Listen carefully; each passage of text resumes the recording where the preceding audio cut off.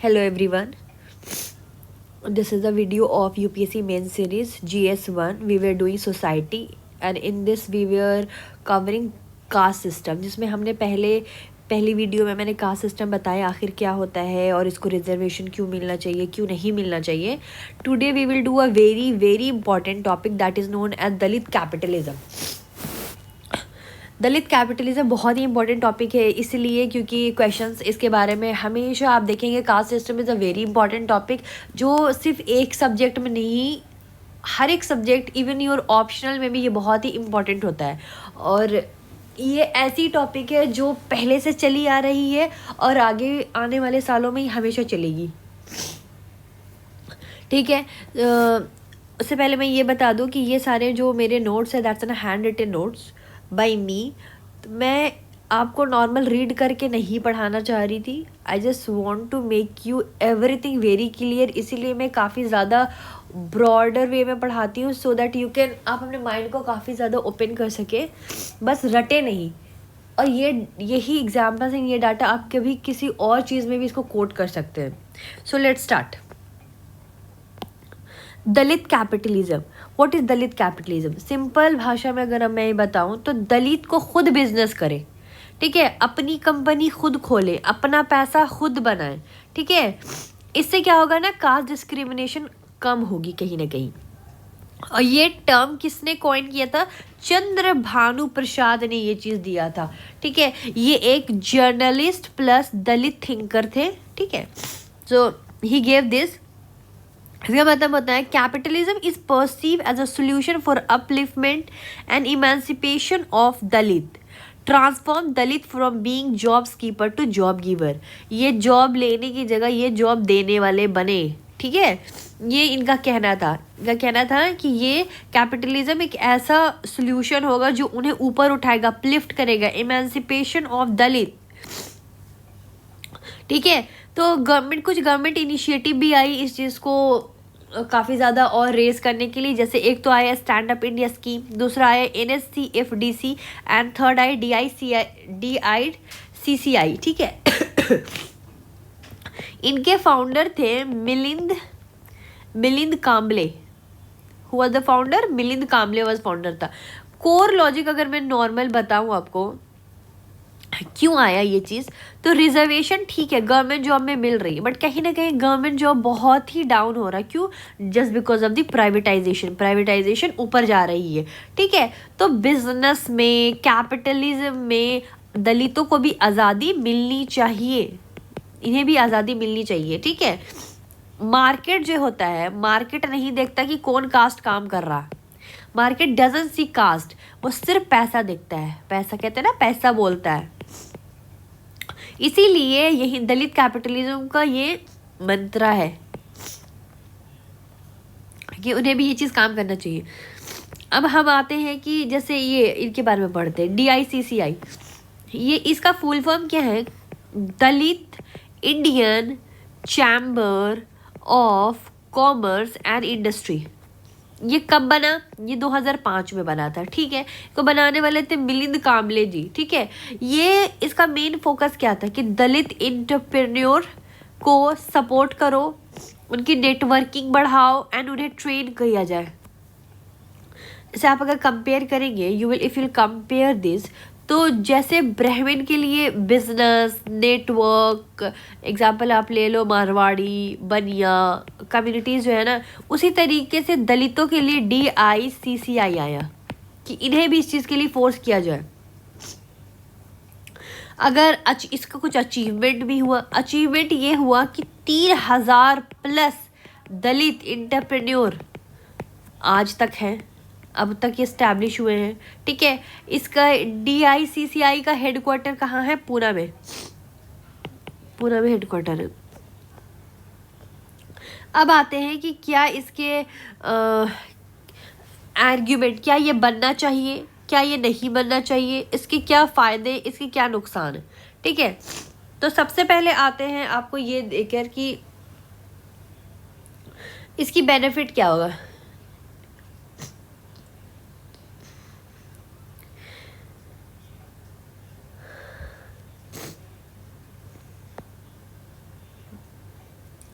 Beginning for ensuring overall employment of Dalit is economic. ठीक है, आप अगर इसमें 4 में देखेंगे कि ये क्यों बनना चाहिए, तो वो ये इसलिए बनना चाहिए। इसका मैं एग्जांपल बताती हूँ आपको। पहला कि मार्केट इज़ कास्टलेस, मार्केट का कोई कास्ट नहीं है। ठीक है, दुकान में कोई नहीं पूछता तू कौन सा जात का है। ठीक है, पैसा दे सामान ले जाए। तो इसमें वही कह रहा है कि beginning for ensuring overall employment of Dalit is economic. इसका मतलब ये हो गया कि इकोनॉमिक पावर जो है आपकी, वो कहीं ना कहीं कन्वर्ट टू सोशल पावर। अगर आपके पास पैसा हो तो आपको इज्जत भी मिलेगी। कहते हैं ना, जिसके पास पैसा है उसको इज्जत अपने आप मिलने जाती है। तो पैसा इक्वल टू रिस्पेक्ट। तो economic power can convert into the social power. Example हम लेके चल जाइए, अंबानी, टाटा, उनका कास्ट कोई नहीं जानता आज तक, उनको सिर्फ वेल्थ के लिहाज से देखा जाता है। इसीलिए चंद्रभान जी थे, चंद्रभानु प्रसाद ने ये आर्ग्यूमेंट किया कि गिव दलित कैपिटल, मार्केट उनको भी दो।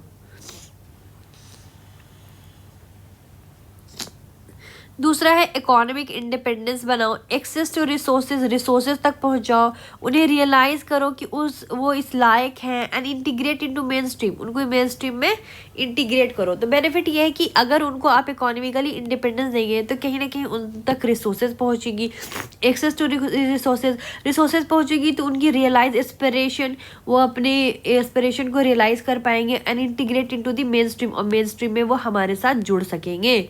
ठीक है, आप इसकी एक और एग्जांपल ले सकते हैं। दूसरा पॉइंट एक और ले सकते हैं, रिजर्वेशन क्या है, लिमिट है। Reservation is very limit. ठीक है, तो गवर्नमेंट सेक्टर में हम देखेंगे रिजर्वेशन जो है कहीं ना कहीं मिली है, लेकिन गवर्नमेंट सेक्टर में जॉब बहुत ही ज़्यादा लेस वैकेंसीज आ रहा है। ठीक है, डाटा आप अगर उठा के देख ले तो गवर्नमेंट एम्प्लॉय 2001 में 1.9 करोड़ था, और अब जाके घट गया 1.5 करोड़ बढ़ गया। वही प्राइवेट सेक्टर में रिजर्वेशन नहीं है, तो कैपिटलिज्म का तो रास्ता है ना, रिजर्वेशन नहीं है बट कैपिटलिज्म का तो रास्ता है, तो इन्हें मोटिवेट किया जाए इस रास्ते तक जाने के लिए। सेल्फ सफिशिएंट कम्युनिटीज़ में आप ये देख सकते हैं कि ये देख सकते हैं कि कम्युनिटीज़ अगर इकोनॉमिकली इंडिपेंडेंस होगी, जैसे फॉर एग्जांपल आप एक एग्जाम्पल लीजिए, जब तक जैसे दलित है, ठीक है, और अपर कास्ट ज़मींदार का ये हमेशा मजदूर ही रहेगा। अपर कास्ट ज़मींदार का दलित हमेशा मजदूर ही रहेगा, लेकिन इन्हें डिग्निटी बिल्कुल कभी नहीं मिलेगी। तो ये जब तक ये सोशल डिग्निटी इनकी डाउन हो जाएगी। ठीक है, तो ये जब अपना बिजनेस चलाएंगे या किसी के नीचे काम नहीं करेंगे तो कहीं ना कहीं इनकी कास्ट भी ऊपर उठेगी।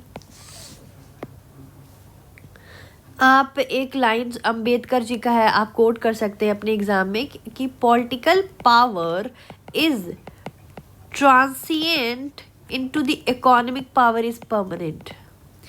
क्या बोल रहा है, पॉलिटिकल पावर इज ट्रांसिएंट लेकिन इकोनॉमिक पावर इज परमानेंट। ये अम्बेडकर ने कहा था ये बात। ठीक है, इसलिए तुम इकोनॉमिकली पावर बनो, पैसे कमाओ, किसी के नीचे काम मत करो। तुम अगर इस तरीके करोगे सोशल डिग्निटी तुम्हारी बढ़ेगी, समाज में तुम्हें इज्जत मिलेगा। Your economic power will transfer into your social power. Example आप इनका यहाँ पर डाल सकते हो, कल्पना सरोज एक दलित वुमेन थी, and she has a company of 100 crore. ठीक है, उन्होंने कंपनी बनाई, कंपनी का नाम थी कमानी ट्यूब्स। ये India Slumdog million, that's come under the India Slumdog millionaire. ठीक है, सो आप ये देख सकते हैं। दूसरा फीलिंग ऑफ अचीवमेंट, कहीं ना कहीं दलितों को कॉन्फिडेंस आएगा, उनकी ज़िंदगी में अचीव कर पाएंगे। उन्हें हमेशा ये नहीं लगेगा कि मेरे बाप दादा भी ये काम करते आए हैं और मैं भी ये काम करते आए और हमारी आने वाली जनरेशन भी ये काम करते हैं, मतलब हमारी किस्मत ही ख़राब है। नो, इनको वो चीज़ कॉन्फिडेंस दो कि नहीं, इनकी लाइफ भी कहीं ना कहीं अचीवफुल है, इनके अंदर भी वो टैलेंट है। यू कैन नॉट जज दैट पर्सन और बीइंग ऑन बर्थ कि हाँ वो वो उस चीज़ से आया है, ठीक है। आप इसका एक और पॉइंट दे सकते हैं, role model effect. Role model effect इसमें देखते हैं कि जैसे एक दलित बिलीनियर है, ठीक है, वो लाखों दलितों को एस्पिरेशन देगा। अब जैसे एक एग्जांपल समझ लीजिए, एक बहुत ही कंजर्वेशन कम्युनिटी से कोई लोग आता है, अब वहाँ से कोई लड़की पढ़ लिख लेती है तो कितनों की आंखें खुल जाती है कि यस, मुझे भी पढ़ाना है, मुझे भी पढ़ाना अपने बच्चों को, मुझे भी उस लायक पहुंचाना है। तो एक दलित बिलीनियर अगर बनेगा तो सोचो, लॉट्स मतलब lakhs of Dalit children get inspiration from this. Seeing in believing, उनमें खुद में यकीन होगा, ठीक है। एग्जाम्पल आप इसका यहाँ पर इनका डाल सकते हो, अशोक खाड़े।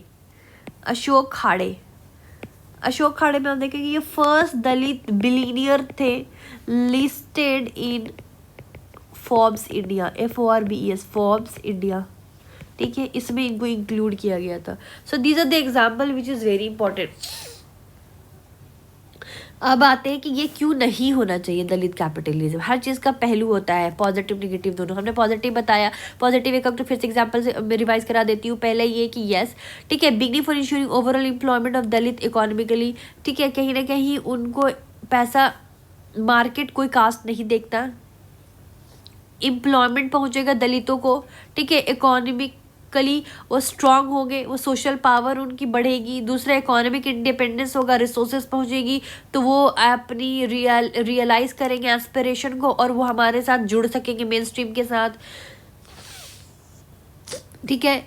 तीसरी मैंने बताया कि रिजर्वेशन काफ़ी लिमिटेड है। चौथी बताया सेल्फ सफिशिएंट कम्युनिटीज़ से, सेल्फ सफिशिएंट कम्युनिटीज़ में आप देखेंगे कि इनको हम इकोनॉमिकली इंडिपेंडेंस करेंगे तो कहीं ना कहीं इनकी सोशल डिग्निटी बढ़ेगी।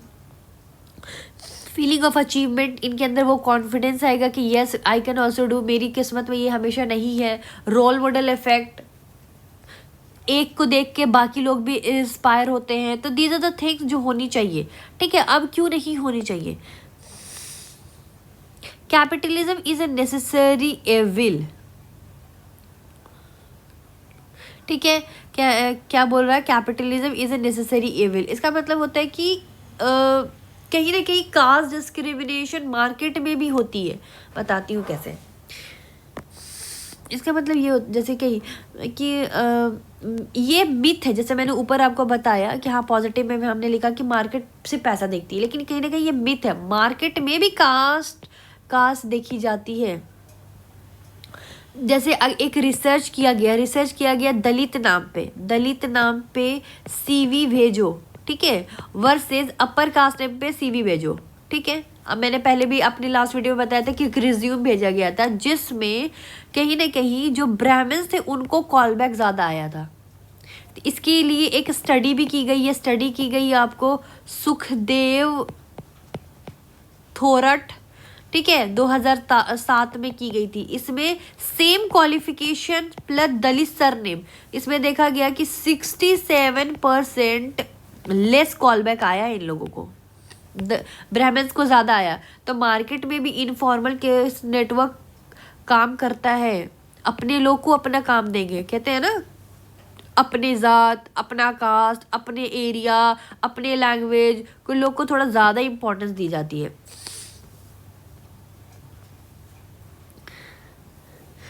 तो ये सारी चीज़ें भी है। Economic well being does not guarantee dignified treatment. अगर आपके पास पैसा हो तो ये भी गारंटी नहीं है कि आपको डिग्निफाइड ट्रीटमेंट मिले। कहीं ना कहीं आपको यहाँ पे भी अनइक्वल फील कराया जा सकता है। जैसे मैं आपको एक एग्जांपल के साथ समझाती हूँ, ठीक है, एग्जाम्पल के साथ आपको ये समझाती हूँ।